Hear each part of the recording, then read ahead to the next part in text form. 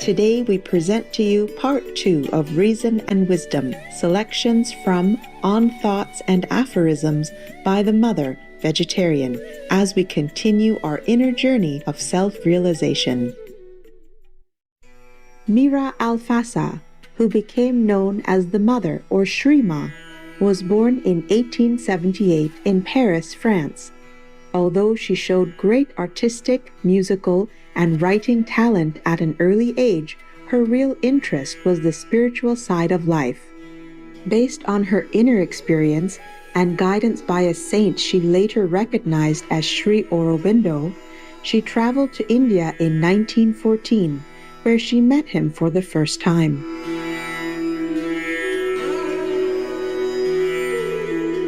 As soon as I saw Sri Aurobindo, I recognized in him the well-known being whom I used to call Krishna. And this is enough to explain why I am fully convinced that my place and my work are near him in India.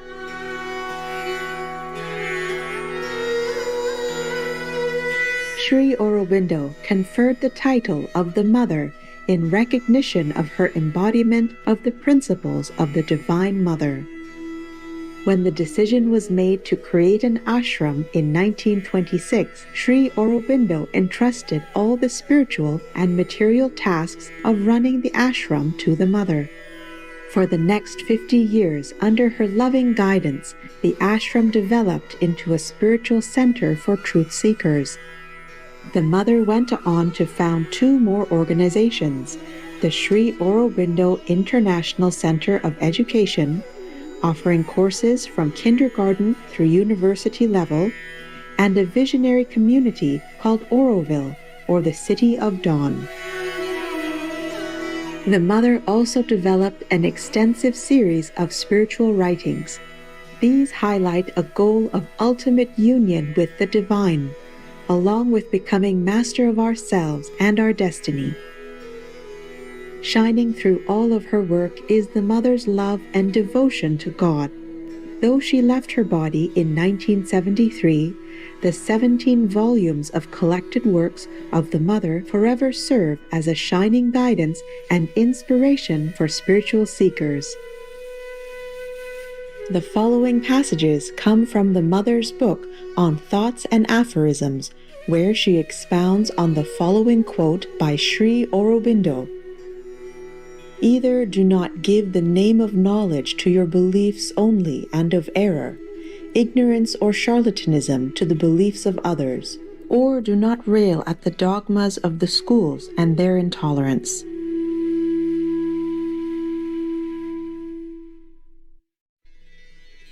The dogmas of schools and the intolerance of religions come from the fact that the schools and religions consider their beliefs alone to be knowledge, and the beliefs of others to be error, ignorance, or charlatanism. This simple movement causes them to set up what they believe to be true as dogma and to violently condemn what others believe to be true. To think that your knowledge is the only true one, that your belief is the only true one, and that others' beliefs are not true, is to do precisely what is done by all schools and religions. So, if you are doing exactly the same thing as the schools and religions, you have no right to mock them. You do the same thing without being aware of it because it seems quite natural to you. What Sri Aurobindo wants to make you understand is that when you say, "We are in possession of the truth, and what is not this truth is an error," though you may not dare say it in such a crude way, you are doing exactly the same thing as all the religions and all the schools. If you objectify a little, you will see that you have spontaneously, without realizing it, established as knowledge everything you have learnt, everything you have thought, everything which has given you the impression of being particularly true and of major importance, and you are quite ready to contradict any different notion held by those who say, No, it is like this, it is not like that." If you watch yourself in action, you will understand the mechanism of this intolerance, and you will immediately be able to put an end to all these useless discussions. This brings us back to what I have already told you once.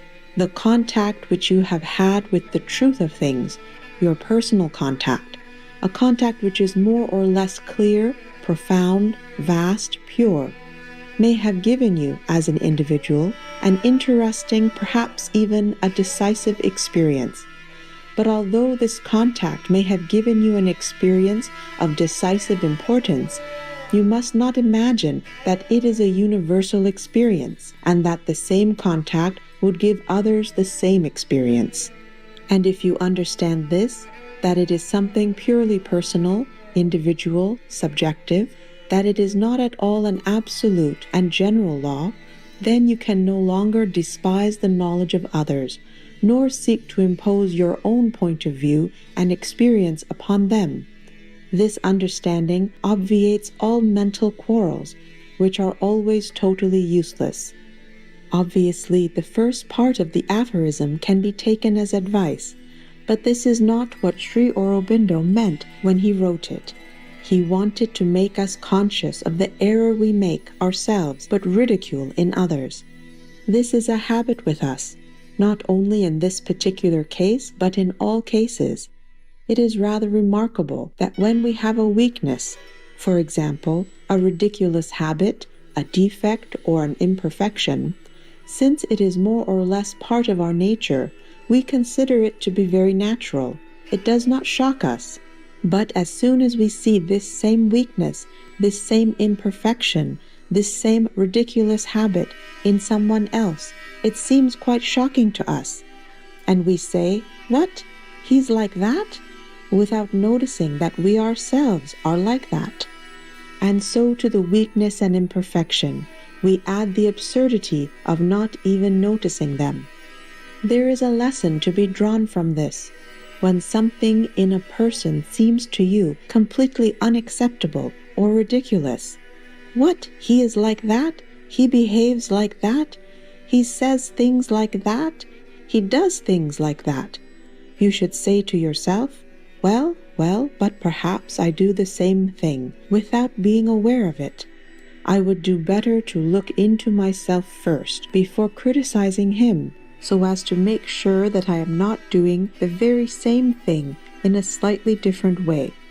If you have the good sense and intelligence to do this each time you are shocked by another person's behavior, you will realize that in life, your relations with others are like a mirror which is presented to you so that you can see more easily and clearly the weaknesses you carry within you. In a general and almost absolute way, anything that shocks you in other people is the very thing you carry in yourself in a more or less veiled, more or less hidden form, though perhaps in a slightly different guise, which allows you to delude yourself. And what in yourself seems inoffensive enough becomes monstrous as soon as you see it in others. Try to experience this.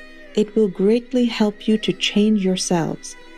At the same time, it will bring a sunny tolerance to your relationships with others, the goodwill which comes from understanding, and it will very often put an end to these completely useless quarrels. One can live without quarreling. It seems strange to say this because, as things are, it would seem on the contrary, that life is made for quarreling in the sense that the main occupation of people who are together is to quarrel, overtly or covertly. You do not always come to words. You do not always come to blows, fortunately. But you are in a state of perpetual irritation within, because you do not find around you the perfection that you would yourself wish to realize and which you find rather difficult to realize. But you find it entirely natural that others should realize it. How can they be like that?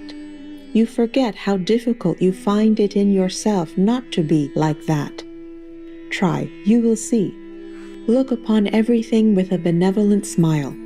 Take all the things which irritate you as a lesson for yourself, and your life will be more peaceful and more effective as well. For a great percentage of your energy certainly goes to waste in the irritation you feel when you do not find in others the perfection that you would like to realize in yourself. You stop short at the perfection that others should realize, and you are seldom conscious of the goal you should be pursuing yourself. If you are conscious of it, well then begin with the work which is given to you. That is to say, realize what you have to do, and do not concern yourself with what others do, because after all, it is not your business. And the best way to the true attitude is simply to say, all those around me, all the circumstances of my life, all the people near me are a mirror held up to me by the divine consciousness to show me the progress I must make. Everything that shocks me in others means work I have to do in myself. And perhaps if one carried true perfection in oneself, one would discover it more often in others. For more information about the Mother and Sri Aurobindo, please visit sriaurobindoashram.org. Don't choose vegan. Be a tough guy. Burn in hellfire. Respectful viewers, it has been a pleasure to have your company for today's episode on Words of Wisdom.